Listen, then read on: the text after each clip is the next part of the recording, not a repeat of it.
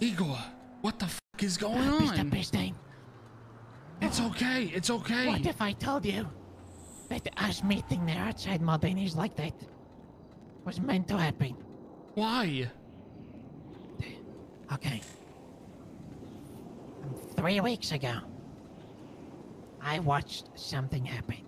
I watched a man in a black and red suit incapacitate on the floor. And he was kidnapped by 2 men. So, I made the assumption that it was a Cerberus security guard. And me being me, I tried to make some money. So I called Boba and I say, one of your security guards was just taken alive. And I tried to get some money off him.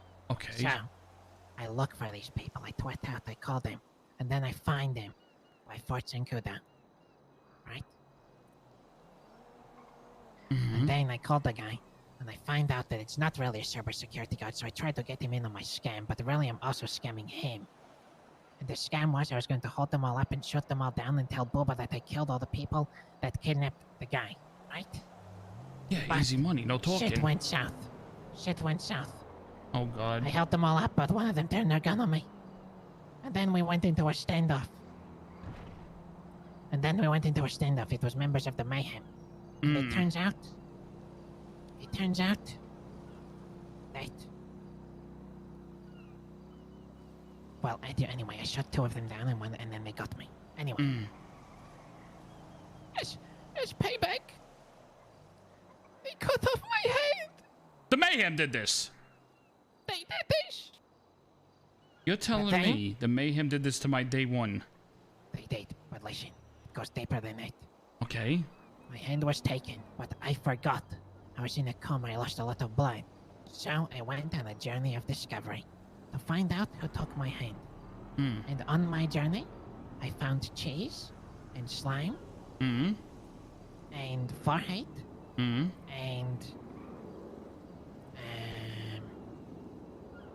what else was there? Anyway, we decided to make our own motorcycle club. Okay. And in doing so, we found out, going up to the Mojito Inn, that it was Mayhem who took my hand. It all came back to me. And then guess what? I left my hand in a fucking dumpster. It's no good no more. But it was good for something. This is where it continues. I get my hand and we go about our day, you know, we have an MC battle and then I go to Yale and then I get out of Yale. And then a series of coincidences happen. What? I wake up in my apartment. I walk into the car park. And there's a man in a green suit. Wait, are you the Eagle? You ready? To sell weight. I need some time. To sell weight. Like, oh, interesting. I thought about getting some weight. So, I get on a moped that I steal. And then I drive to the weight shop. Okay. I get to the weight shop. And I find out that Songwind is there. Winsong. Yeah. I think I know where you're going with this. Yes. And Songwind is there. And there's also something very important that she is a part of. So, I tell her about my hand. I have my hand in my possession. And I tell her that we need to talk to Meryl Mushroom. Because it's important that we talk to her to find out if we can use her technologies, the nanites technologies, to carry the onyx dust to put into the LSD which she creates and everybody uses in the future. Aha! So, that coincidence happens and guess what? As we're leaving, the man who took my hand appears outside. What the fuck? Yes. And then, a series of coincidences happen that allows us to escape. And then we run to Meryl's Mushroom's house. And then we get there. We try to find a way in because I've been trying to call her and she won't pick up. And guess what? One of the doors is left open. We go inside looking for clues, seeing if we can find any technology to help us. And guess what? Sitting on the countertop is an onyx crystal. So then, I used my intuition. We took my hand, placed it by the onyx crystal, and also used Songwind's chicken. to try and extract the onyx dust Hmm. from the hand because I've used the LSD before from the future. And it's in my bloodstream, and now that my hand is no longer part of my body, it can be extracted. You understand? Yes. Yes. And guess what? What? As we're in there, Meryl Mushroom appears. Oh, Angry. fuck. Because you found the crystal on a fucking countertop. Yes, but guess what? What? The dust was retrieved from the hand. The crystal disappeared. Oh, fuck. So she's pissed that her crystal's gone, though. No. There's something you don't know about Meryl Mushroom. What? She is my mother. Ah! Yes. Have you ever seen her wearing her Shinigami suit?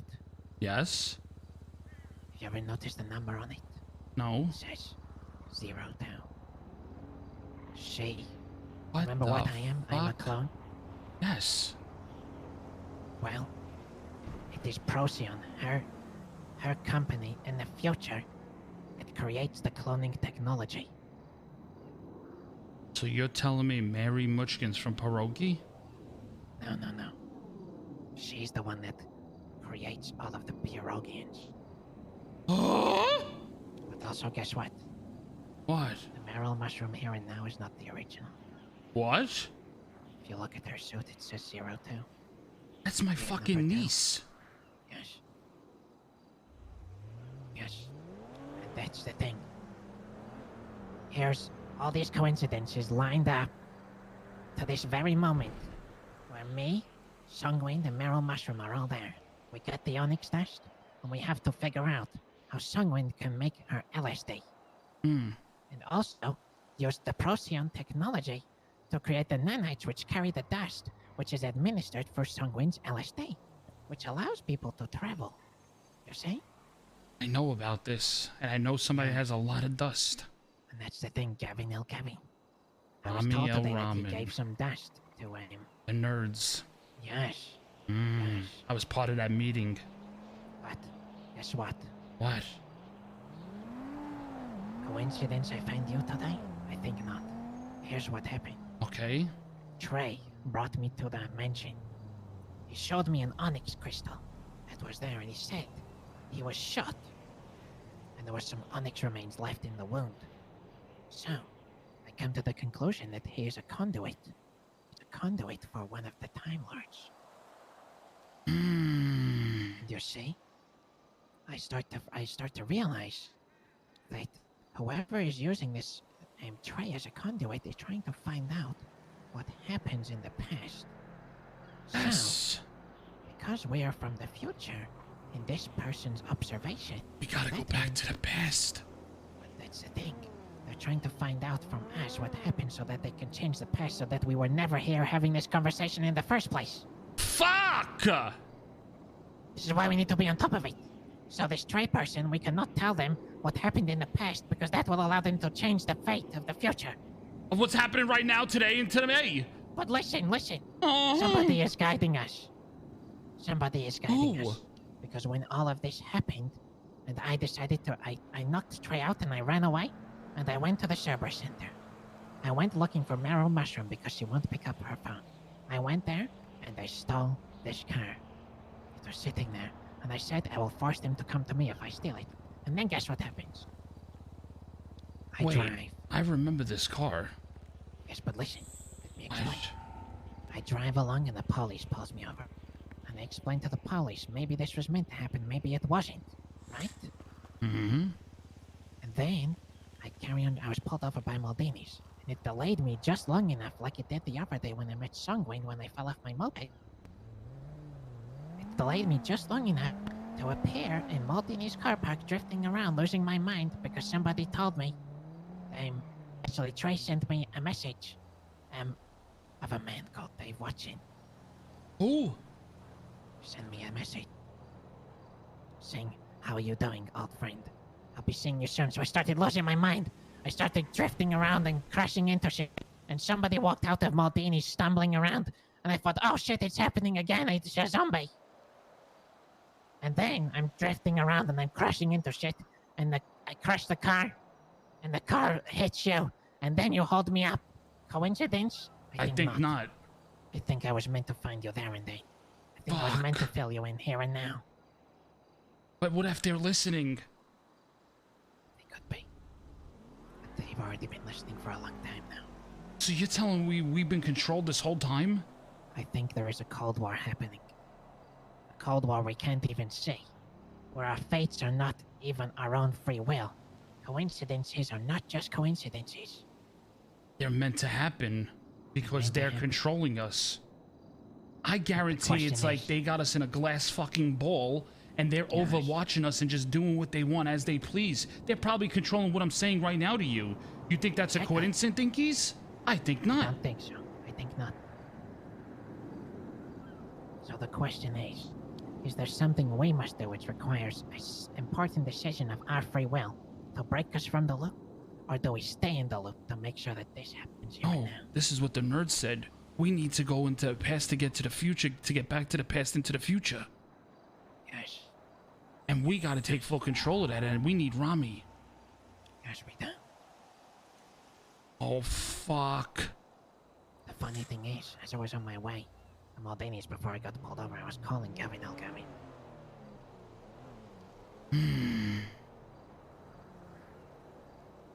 Here's what's gonna happen.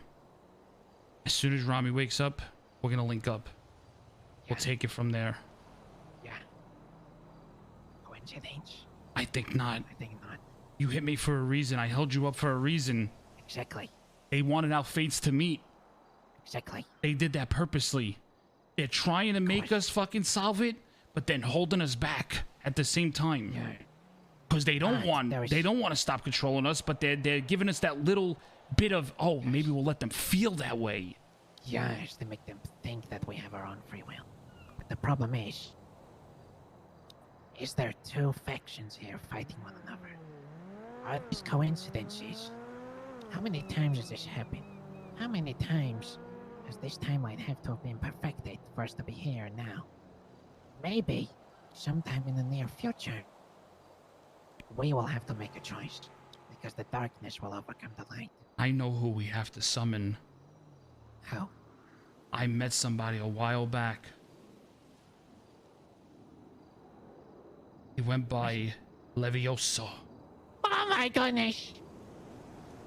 That's Leviosa. Edwin Leviosa. The problem is, Mr. Piston, he dies in our past.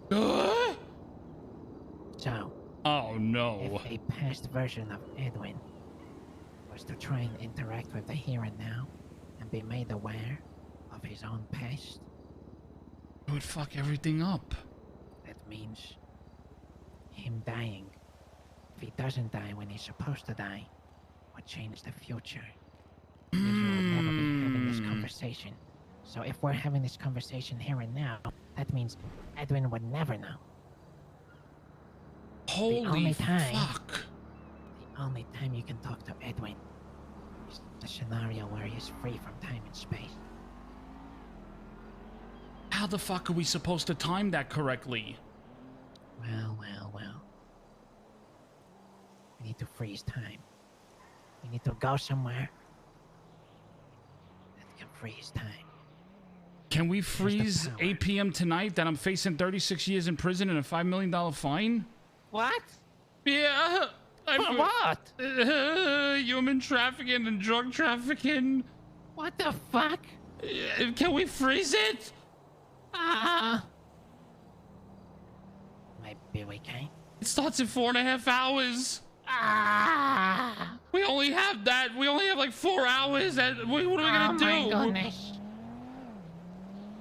Oh fuck.